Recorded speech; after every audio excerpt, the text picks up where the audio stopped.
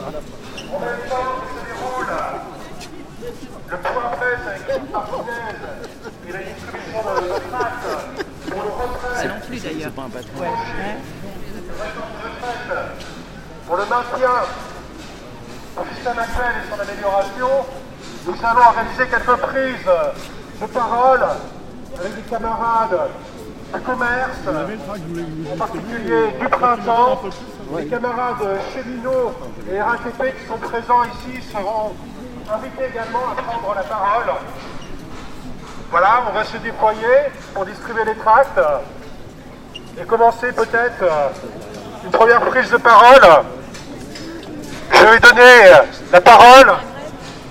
Karl, t'es prêt hein? Non, peut-être Jean-Jacques d'abord.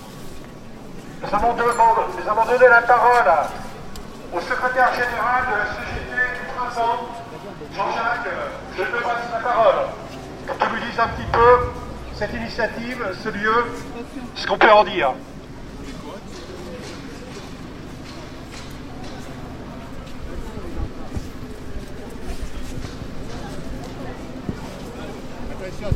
Ouais, bonjour à tous. Ouais, c'est bon, j'appuie sur le bouton. Il n'y a pas de souci. Bonjour à tous les camarades. Enfin, merci d'avoir répondu déjà dans la vitesse. Il a répondu à cet appel qu'on a fait in extremis, qui a été fait hier et aujourd'hui. On voit le succès de ce rassemblement pour distribuer un tract interprofessionnel afin que le public et le privé se retrouvent tous le 9 janvier. Le printemps est un magasin principalement de femmes, 70% de femmes. La réforme des retraites touche les femmes, les précaires, de plus en plus. Nous sommes impactés par cette réforme. Nous allons avoir beaucoup moins de retraites. C'est maintenant qu'il faut qu'on se batte. C'est maintenant qu'il faut qu'on sorte.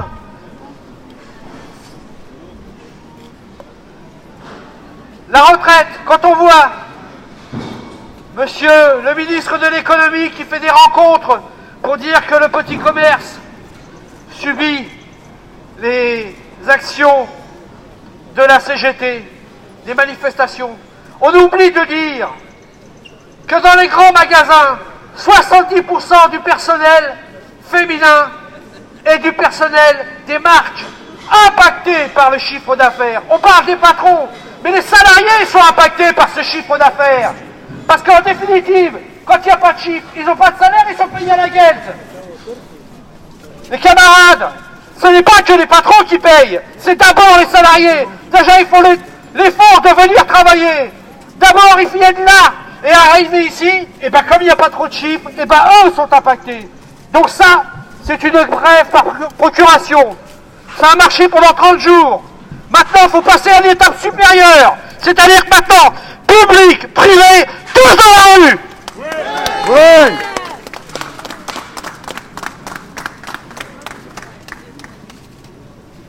Quelqu'un qui veut prendre la parole, là?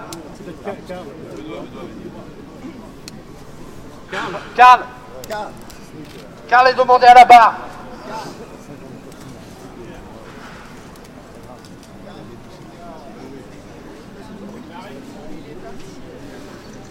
Je passe la parole à mon camarade de l'UD, Karl Gazi. Oui, bonjour à tous et merci d'être toutes et tous là. Cette réforme, cette contre-réforme des retraites, les salariés du commerce en seront sans doute parmi les premières victimes. Les premières victimes, pourquoi? Parce que c'est dans le commerce qu'on trouve 80% de femmes. Parce que c'est dans le commerce qu'on trouve le temps partiel imposé. C'est parce que c'est dans le commerce qu'on trouve les carrières hachées. C'est parce que c'est dans le commerce qu'on trouve les salaires de misère avec des salariés qui sont au SMIC et qui n'arrivent même pas à faire un SMIC à temps plein. Alors ces salariés-là, ils sont en première ligne. Ces salariés-là, quand viendra le temps de la retraite, ils vont se retrouver avec les minima sociaux. Et ces salariés-là, il est temps maintenant, comme le disait Jean-Jacques, d'essayer de les retrouver dans la rue. C'est pas simple. C'est pas simple, pourquoi? Parce que quand vous regardez ce magasin, le printemps ici, ou les Galeries Lafayette un peu plus loin, quand vous allez sur la surface de vente, 90% des salariés que vous allez rencontrer ne sont pas des salariés du Printemps et ne sont pas des salariés des Galeries Lafayette. Il y a une centaine de patrons pour 200 ou 300 salariés en surface de vente. Chacun d'entre eux a une situation différente, a un statut différent. Et il est extrêmement difficile pour ces salariés-là, même s'ils nous soutiennent, même s'ils soutiennent le mouvement, même si tous les jours ils versent dans les caisses de grève, il est très difficile pour ces salariés-là de sortir. Mais à partir du 9, nous allons franchir une nouvelle étape. Ce conflit dure depuis maintenant plus de 30 jours. Ce conflit, il rencontre en face de nous la surdité et l'aveuglement du gouvernement. Emmanuel Macron, quand il parle dans un pays où tout va bien. Il revenait du pays des bisounours quand il est passé à la télévision le 31 décembre. Eh bien, Emmanuel Macron, s'il n'a pas entendu ce qui s'est passé depuis 30 jours, c'est qu'il faut que nous élevions la voix encore plus haut, encore plus fort, et tous ensemble, et le plus largement possible. Alors que les médias qui s'attachent à tel ou tel... Monsieur, s'il vous plaît, je suis en train de parler. D'accord. Il faut pas un médecin quelque part. Merci. Est-ce qu'il y a un médecin dans l'assistance?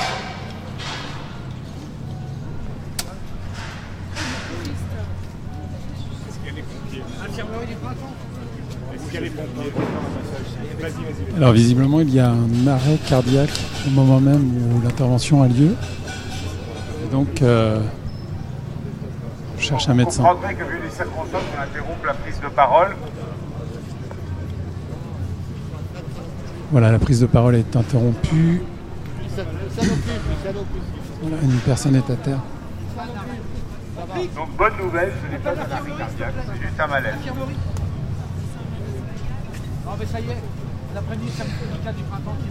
Alors bonjour à tous, on est Le service médical du devant les Printemps grands est magasins à prévu, Paris, le Printemps, les Galeries Lafayette, pour une action de la CGT visant à appeler les Est-ce qu'un salariés camarade des grands magasins à rejoindre le peut mouvement. prendre la parole, s'il vous plaît.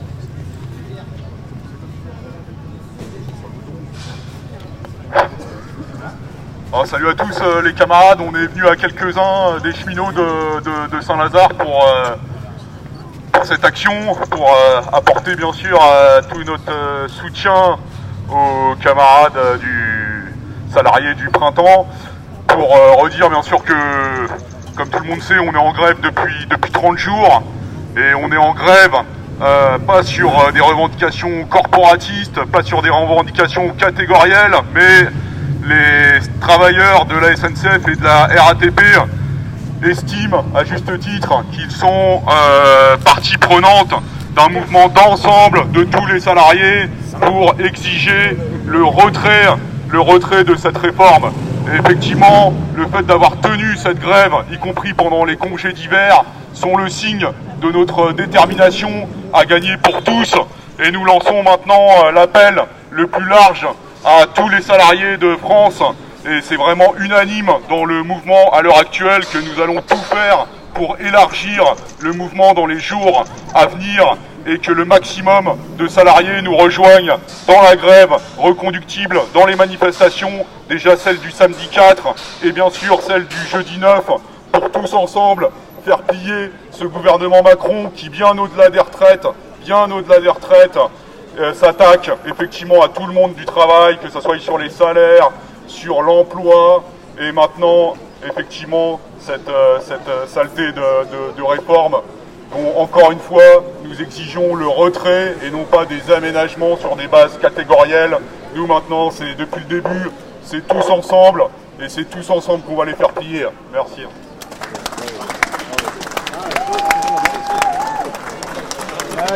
Mathias, oui. Alors je me présente, je suis Mathias, conducteur de train à la gare Saint-Lazare. Et comme dit Rémi, on est en grève depuis le 5 décembre. On n'arrive même plus à compter les jours. Un des premiers acquis de cette grève, c'est que ça a fait réaliser qu'elle allait toucher à tout le monde, cette réforme des retraites. C'est que quelle que soit notre année de rentrée à la vie active, eh ben, en fait, on sera tous impactés. Et c'était pas évident au départ, parce qu'il y avait toute une propagande qui nous donnait l'illusion qu'il y avait peut-être certains qui allaient en tirer parti. C'est faux et c'est un des premiers acquis de la grève. Maintenant, on sait très bien, nous tous, les cheminots, à la RATP, à l'Éducation nationale, une mobilisation qui était forte. Et en fait, la vérité, c'est que ce que craint le gouvernement et le patronat, c'est que ça s'étende, ce mouvement. Et si jamais ça s'étend au-delà des secteurs qui sont déjà mobilisés, eh ben, il suffira de très peu de jours, c'est-à-dire, là, on en est à 3-4 semaines, mais peut-être ce sera 1, 2, 3 jours pour que cette réforme, il la remballe. Et c'est pour ça qu'il faut être le plus actif possible pour que le 9 tape fort, qu'il soit bien plus fort que le 5 décembre, et surtout que tous ceux qui, jusqu'ici, nous soutiennent moralement, eh ben, nous soutiennent activement en étant mobilisés dans la manifestation et dans la grève. Oui, bonjour à tous, moi c'est Jonathan, agent de contrôle à la RATP. Donc nous à la RATP, ça fait à peu près 5 semaines comme les cheminots depuis le 5 décembre qu'on est en grève. Donc on appelle tous les secteurs à se mobiliser. Donc là, le gouvernement, le 31 décembre, ce qu'il a fait, c'est qu'il a refait encore un discours. Personne n'attendait de bonnes nouvelles.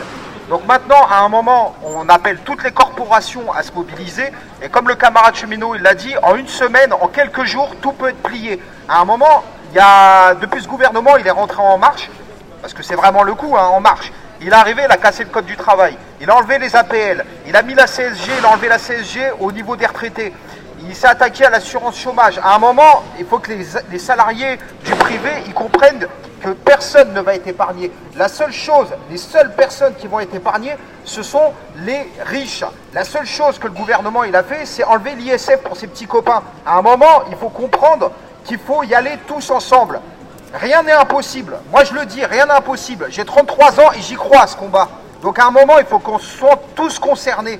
Et on va y aller. Et si les gens, ils ne peuvent pas faire grève, qui donnent dans les caisses de grève? Parce qu'il y a des gens qui se battent.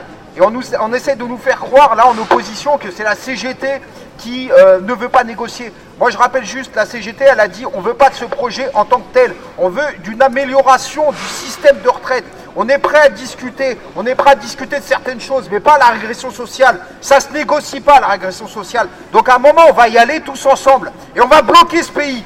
Voilà, c'est tout ce que je voulais dire.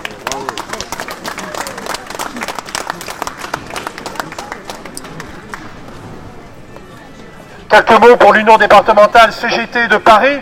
Déjà pour vous dire que demain, nous invitons largement tous les salariés, tous les travailleurs, toutes les travailleuses de Paris, mais au-delà de Paris, à participer à la manifestation qui partira de 13h depuis la gare de Lyon pour se rendre à la gare de l'Est.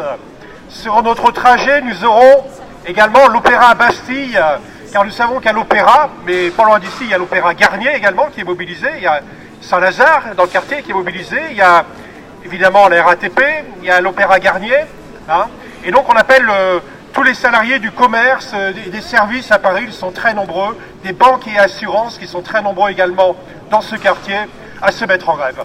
En parlant de banques et d'assurances, Monsieur Cirelli, l'homme qui a privatisé GDF, l'homme qui est le patron français du fonds de pension américain BlackRock, cet homme-là vient d'avoir la Légion d'honneur.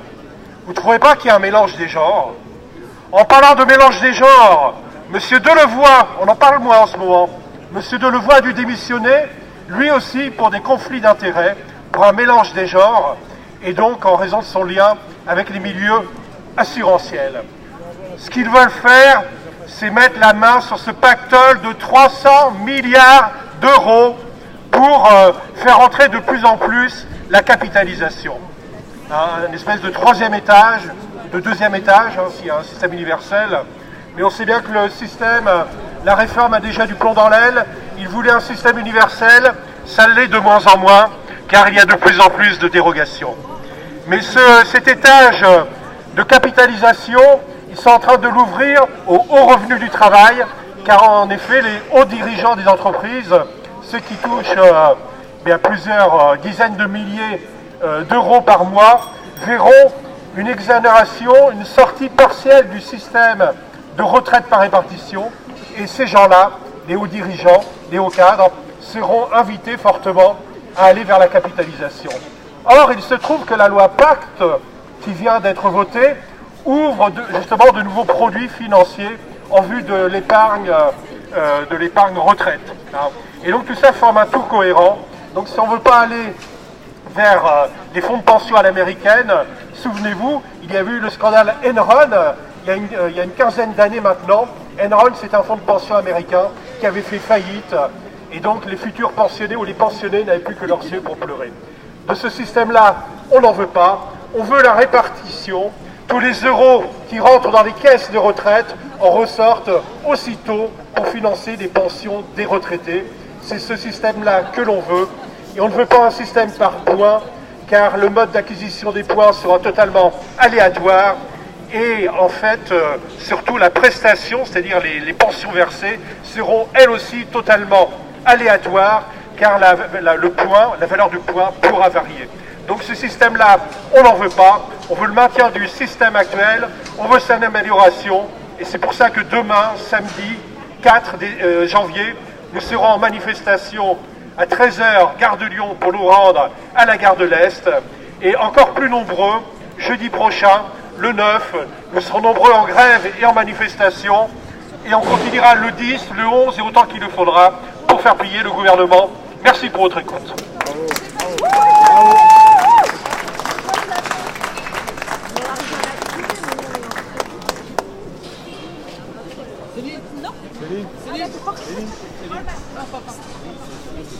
Alors nous le rappelons, nous sommes en direct de Paris sur les grands boulevards.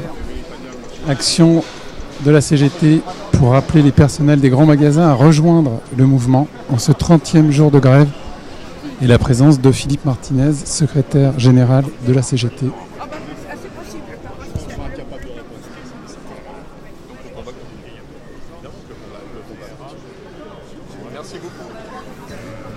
Alors on va essayer d'aller lui poser une question.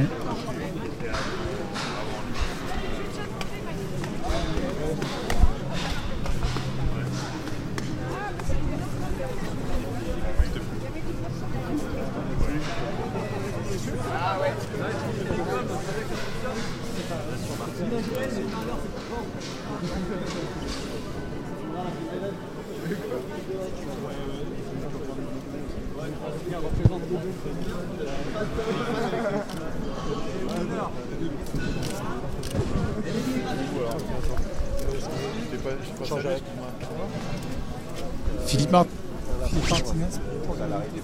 pour l'humanité. Alors, c'est quoi le sens de cette action aujourd'hui ? C'est le sens qu'on donne à toutes nos actions, c'est d'aller à la rencontre des salariés, continuer à expliquer le pourquoi de la mobilisation. Voilà, c'est être présent aux côtés de ceux qui travaillent. Voilà. Et aujourd'hui, vous appelez l'ensemble des salariés à rejoindre le mouvement ? En tout cas dès lundi, parce que il y a encore une très grande majorité de salariés dont l'entreprise est fermée, donc c'est compliqué. L'éducation nationale, vous le savez, est en vacances.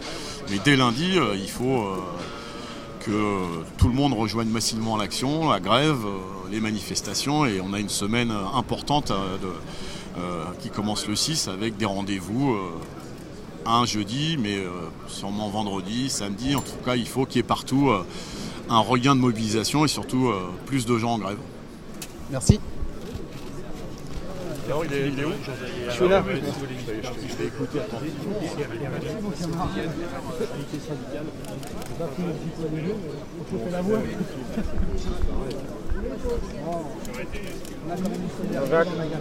Ouais, on a quand même une solidarité dans le magasin.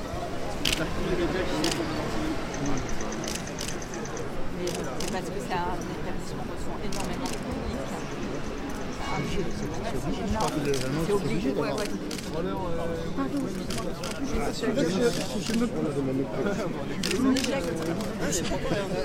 Temps partiel,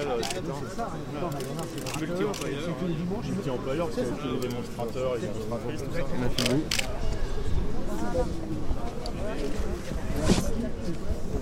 Sur la page du canon. En bas, les photos.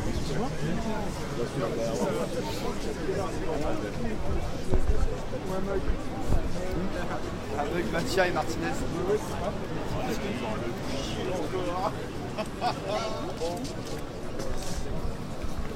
Alors bonjour, vous vous appelez comment? Marie-Jo. Marie-Jo. Marie-Jo. Alors Marie-Jo, vous avez été salariée du Printemps, c'est ça? Tout à fait, oui, parfaitement. Alors vous avez été salariée combien d'années? Presque 40 ans.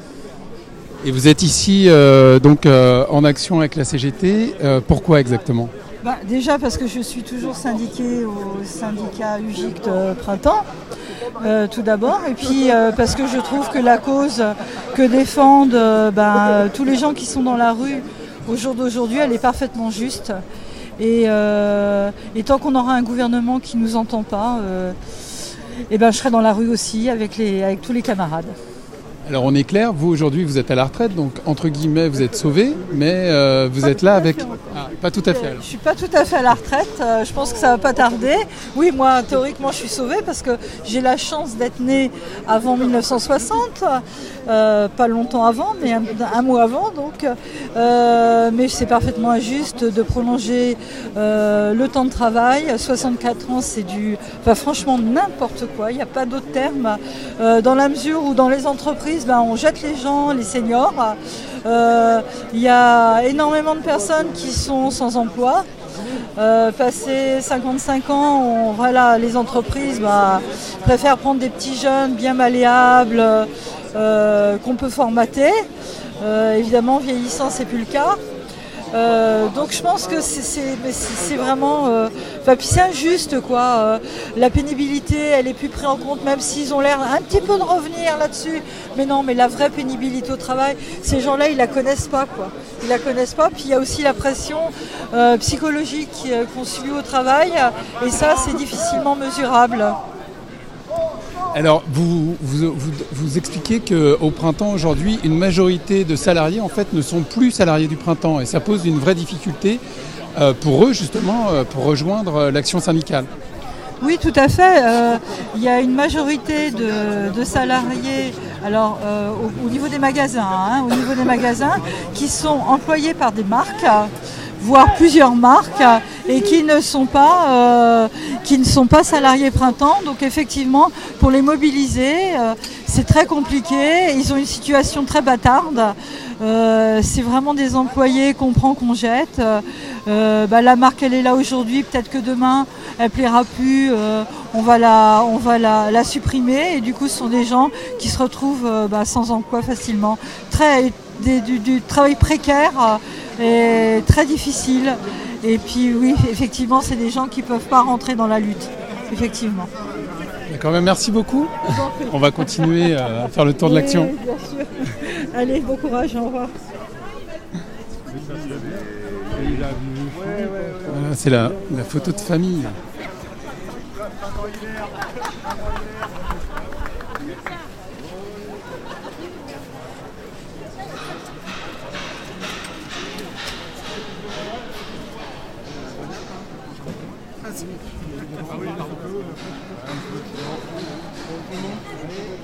Une prochaine minute.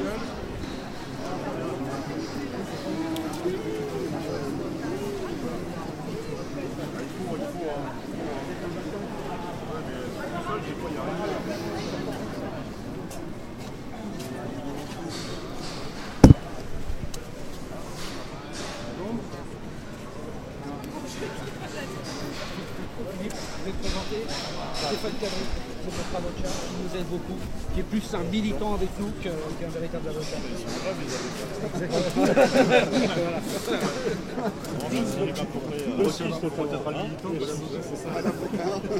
Ouais, c'est un militant, c'est pas un avocat.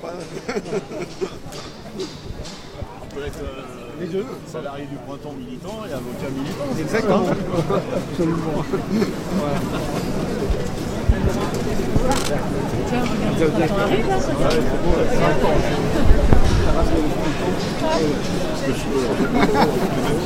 D'ailleurs, grâce aux avocats, il y a un bon procès. J'ai pas compris la tête. C'était une crise de colère en plein spectacle.